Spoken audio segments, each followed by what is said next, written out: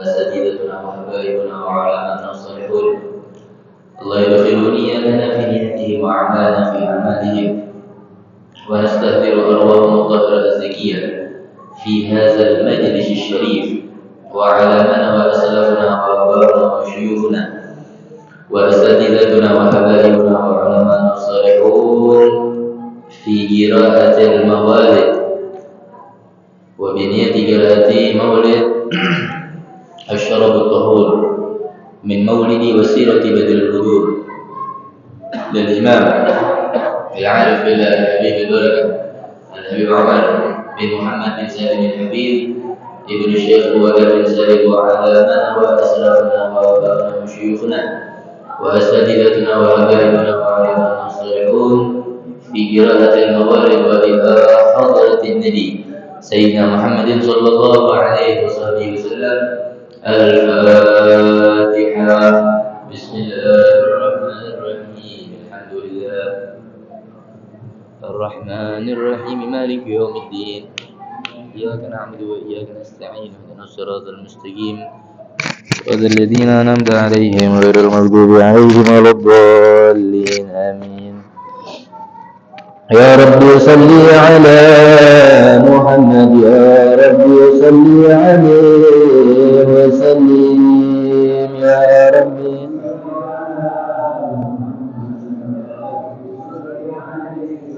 يا رب صل على محمد خير الورى المحامد،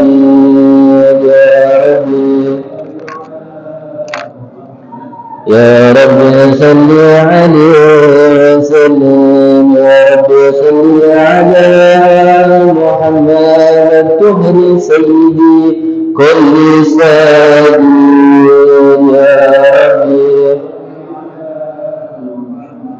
يا رب صل عليه وسلم، يا رب صل على محمد زين الوجود أجل عابد،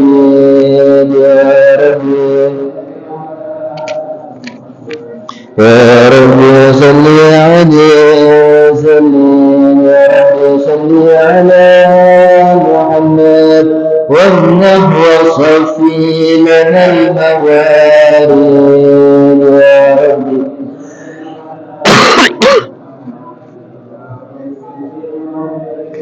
يا رب صل على محمد وجد ووسع لنا المشاهد، يا رب محمد يا رب صل، يا رب صل على محمد وآتنا السؤل والمقاصد، يا رب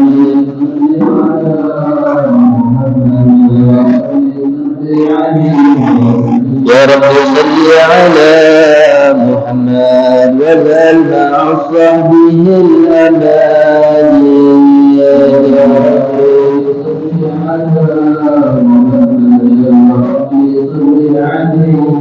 يا رب صل على محمد، يا رب صل عليه وسلم، يا رب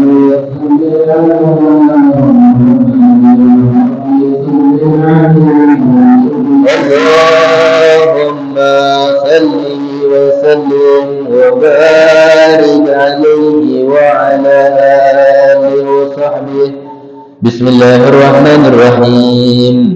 الحمد للرحمن أرسل في الهدى ودين حج مصطفاه أحمدا، وله ارتجى من خلقه ومجدا، ولم يعظم مثل الله أحدا. الحمد لله الذي من به فبه اعتنينا وحوينا سؤددا، أرسله فينا برحمته التي عزمت فخذنا منزلا متفردا، اختاره فهو المعظم شأنه، وهو الشفيع الأعظم الأسنى وبا، وله لواء الحمد تحت ظلاله رسل الإله وكل من يدعى هداه ومدامه المحمود وهو محمد فالحمد للرحمن دأبا سرمدا يا رب والمرسلين ومن بهديه مهتدى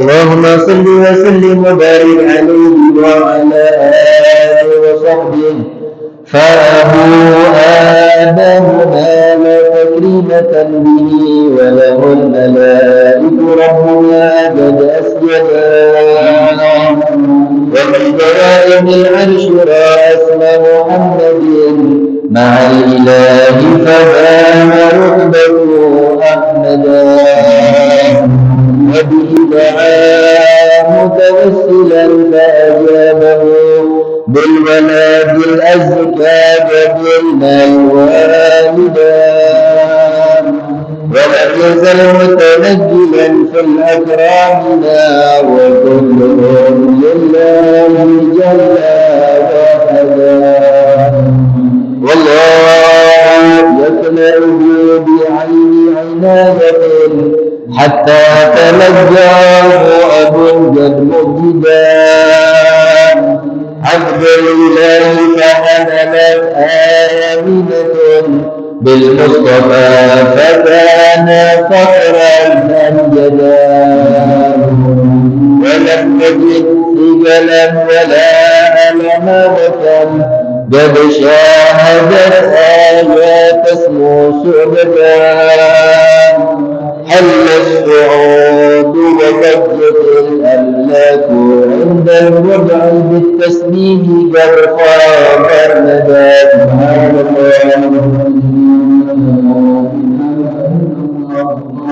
سبحان الله الحمد لله ولا إله إلا الله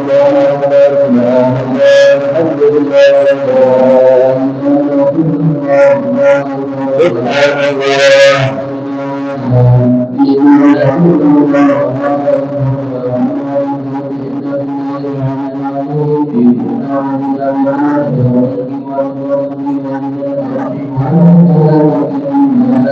في ليلة الاثنين عام الفيل في شهر ربيع أبرد الشمس الهدى فبدا بقيع السر مكحولا ومفتونا بهيا للمهيمن ساجدا صلى الله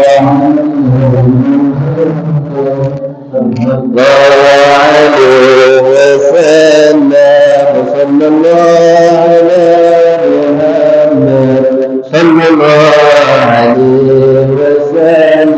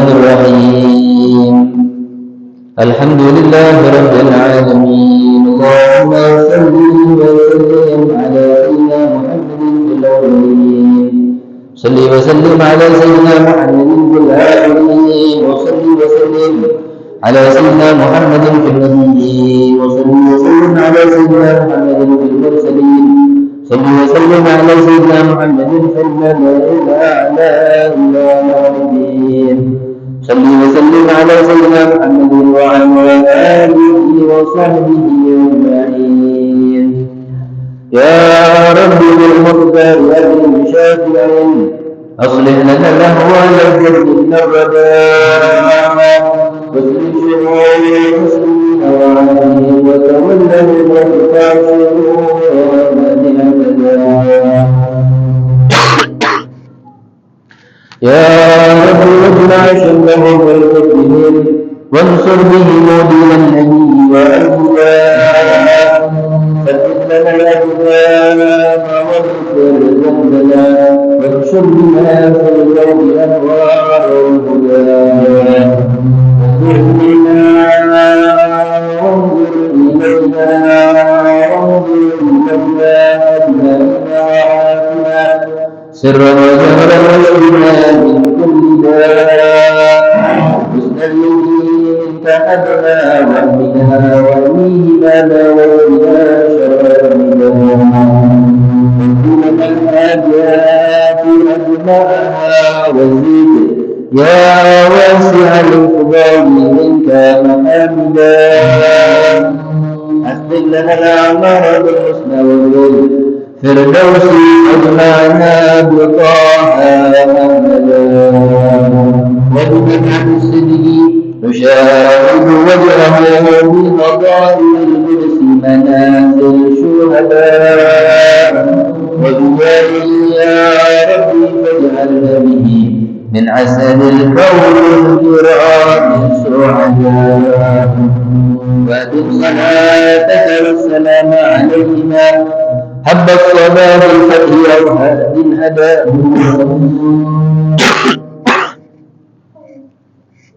والآل أهل الطهر والصحب الكرام وتابع بحبيبك الظهر اهتدى سبحان ربك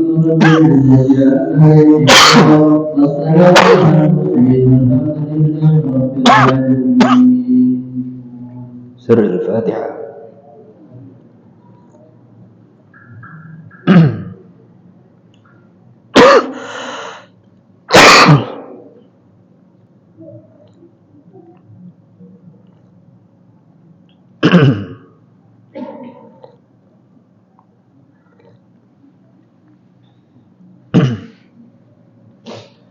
Assalamualaikum warahmatullahi wabarakatuh.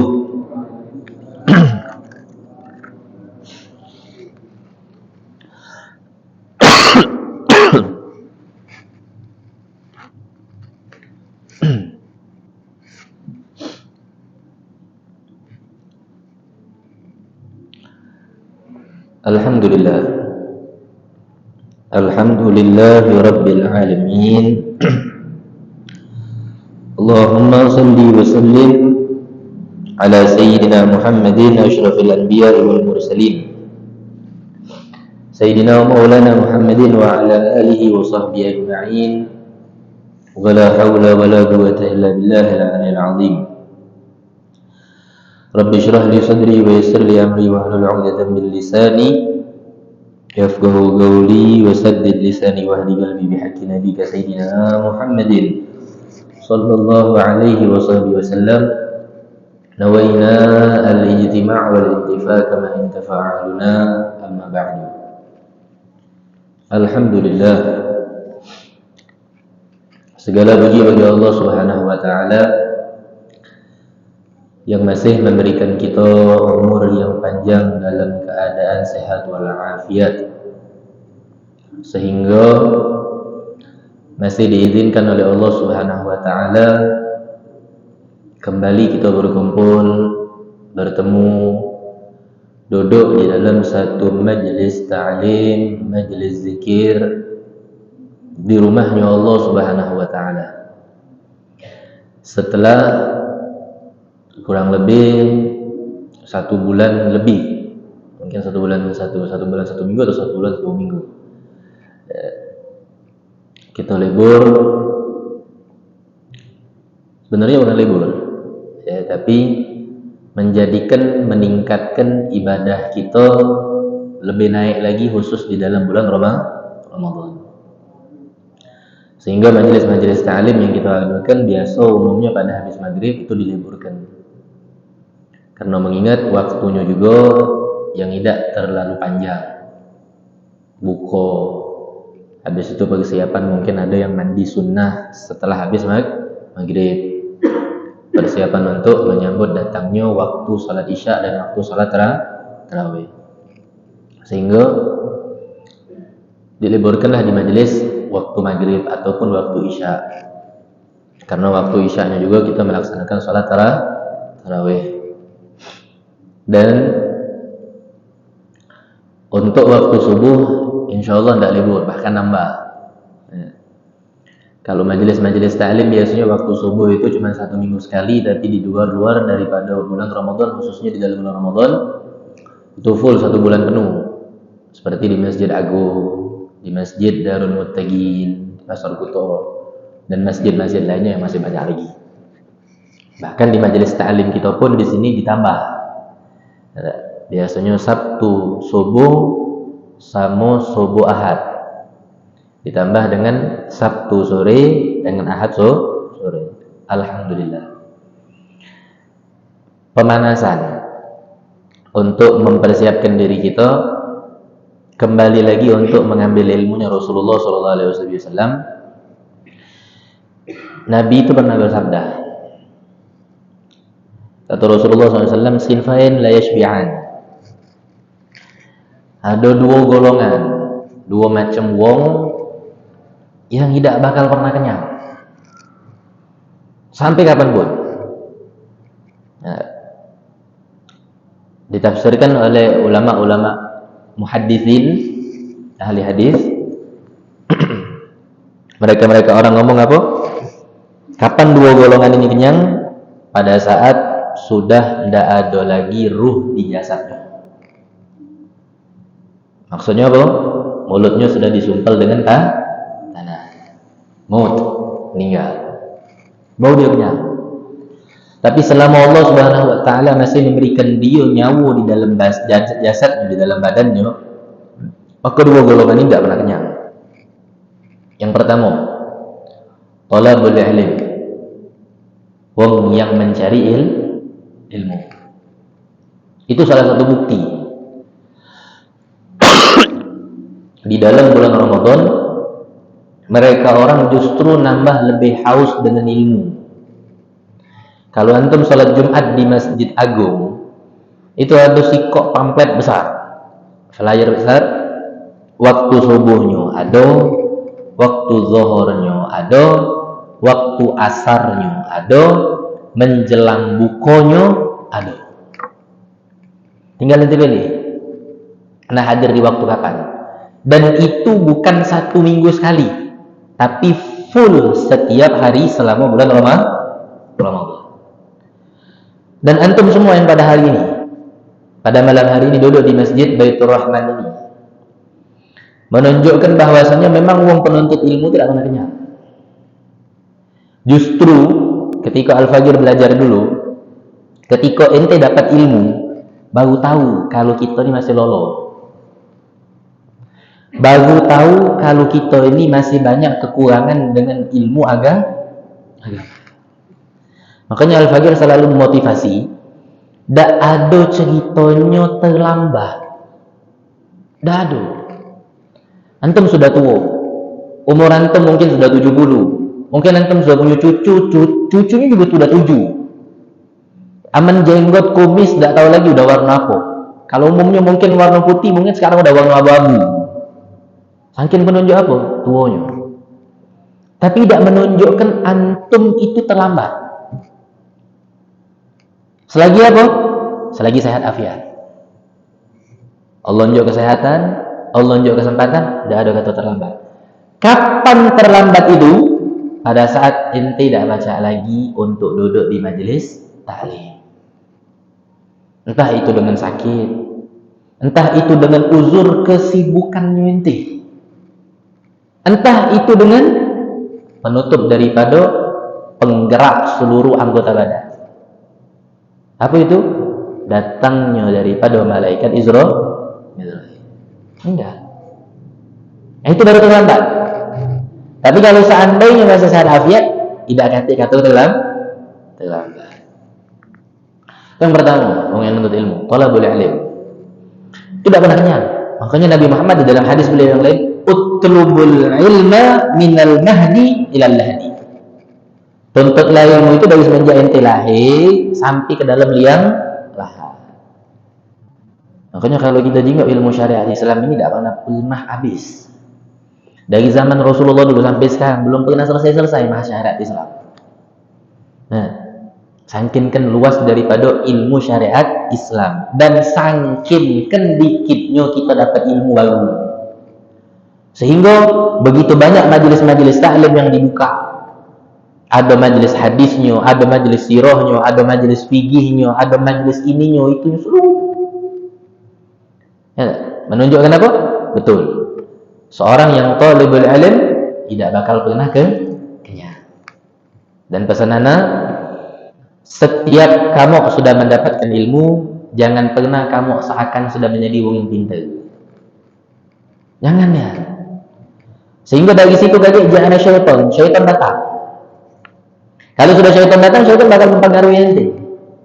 Ketika ada satu orang yang melakukan hal yang agak menyelehnya dikit, ketika ente tahu daripada satu hukum, bukan sekian hukum yang ente ketahui, ente bakal nyalain orang itu. Padahal kalau ente galak mentelaah, ente galak telusuri, apa yang digaulkan oleh dia itu juga mungkin ada dalilnya. Makanya jangan pernah mengaso sudah jadi orang pintar.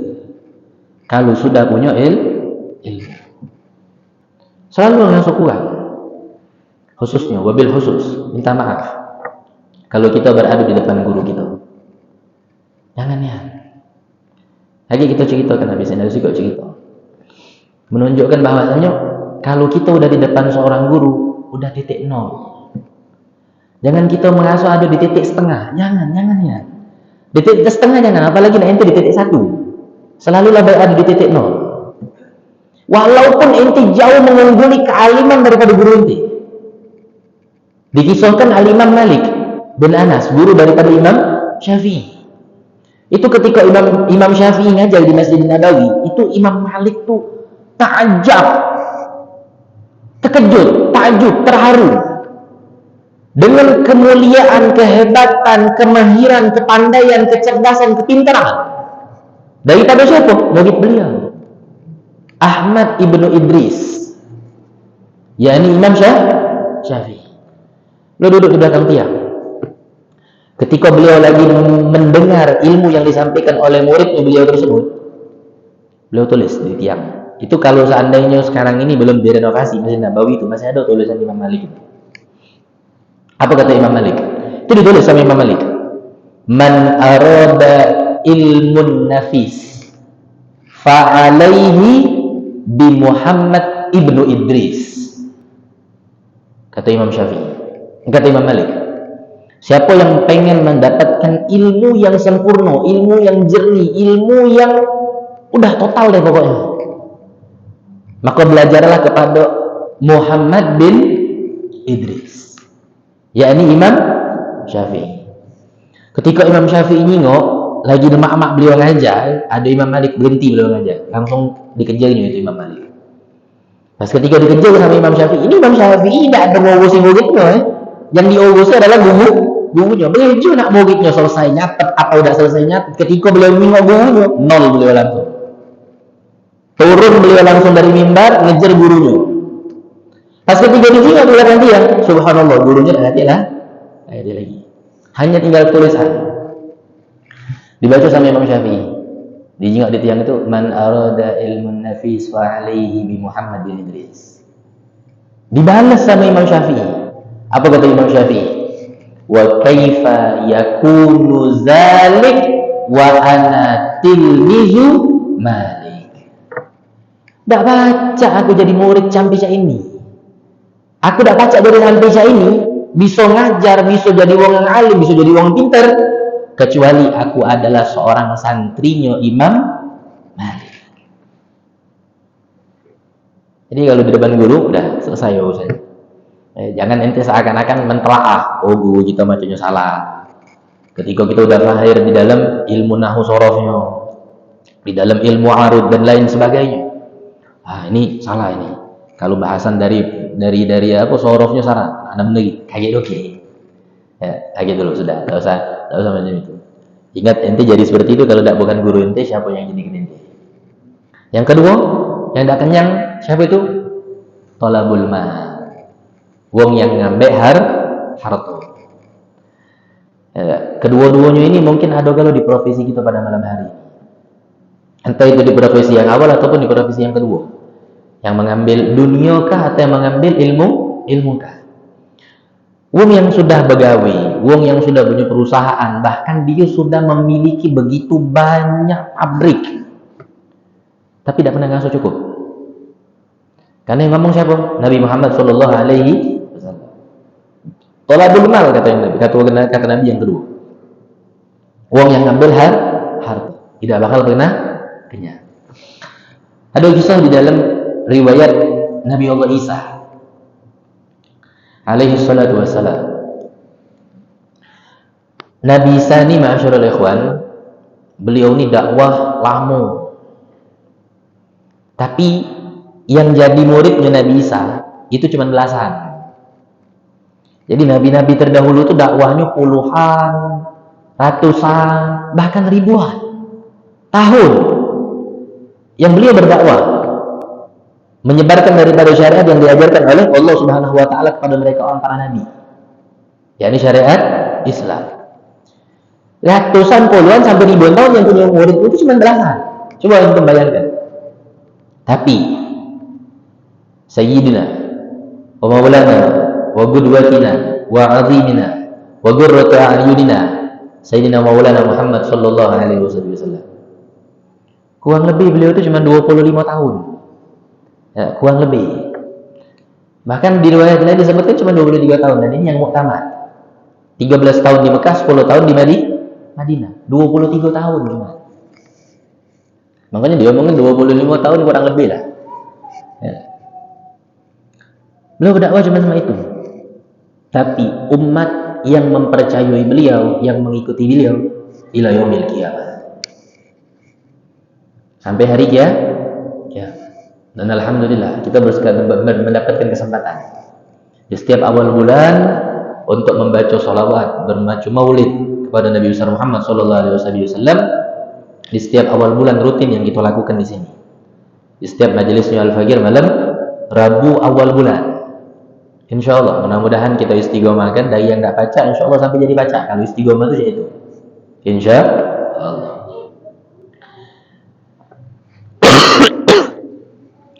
Ketika Nabi Allah Isa berjalan menyebarkan dakwah, dihampiri oleh seekor pemuda.